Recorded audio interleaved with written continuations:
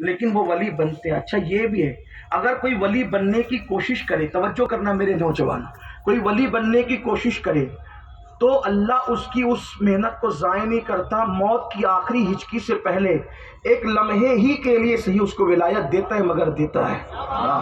میرا اللہ کسی بندے کو مایوس نہیں کرتا، کوئی ادھر بڑھے بس، بلکہ اس کا تو وعدہ ہے جو میری طرف چل کے آتا ہے میں اس کی طرف دوڑ کے جاتا ہوں جیسا میری شان ہے۔ سبحان اللہ۔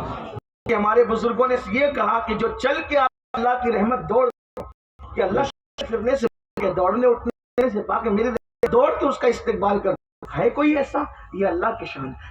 ہم نے اللہ کی قدر نہیں کی تو غوث پاک فرماتے ہیں کسی بندے میں جب تک کم سے کم 10 باتیں یہ پیدا نہ ہو، 10 باتیں کسی بندے میں پیدا نہ ہو، اس وقت تک وہ ولی نہیں ہو سکتا۔ جو روز قرآن پڑھ لے، حدیث پڑھ لے، کچھ کر لے، کم سے کم 10 چاہیے، کم زیادہ سے زیادہ کوئی قید نہیں، کم سے کم 10 چاہیے۔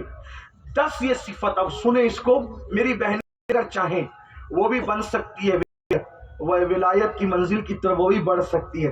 میں کوئی لطیفہ کہنے نہیں آیا، کوئی آپ کو میں ایسی سبز باغ دکھانے نہیں آیا۔ میرے اللہ کا کرم کل جس وقت چھما چھم برس رہا تھا اب بھی وہی کرم ہے، کل جو عطا تھی آج بھی وہی ہے، کل جو عنایتیں تھی آج بھی وہی ہے، کل جو دوستی بنانے کا جو ہے وہ کرم جاری تھا وہ آج بھی ہے، بس کوئی اس طرف بڑھے۔ اور آج بھی ولی ہوتے ہیں، ایسا نہیں ہوتا۔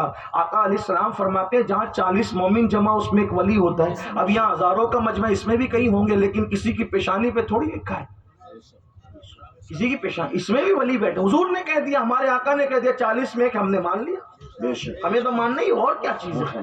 ہاں تو اس لیے تھوڑا سا آپ یہ جو مایوس ہو نا، مایوسی سے نکلو۔ عورتیں بھی ولی بن سکتی ہوئی ہیں، حضرت رابعہ بصری ولی ہوئی، حضرت نفیسہ مصری امام جعفر صادق کی بہو لگتی ہیں۔ جو وہ آپ مصر میں رہتی تھی امام شافعی کے ظاہری دور میں، امام شافعی جیسا آدمی جب بیمار پڑتے تو کہتے تھے جاؤ نفیسہ مصری سے میرے لیے دعا کراؤ، وہ دعا کرے گی، خاندان نبوت کی بہو ہے، خاندان نبوت کی بیٹی ہے۔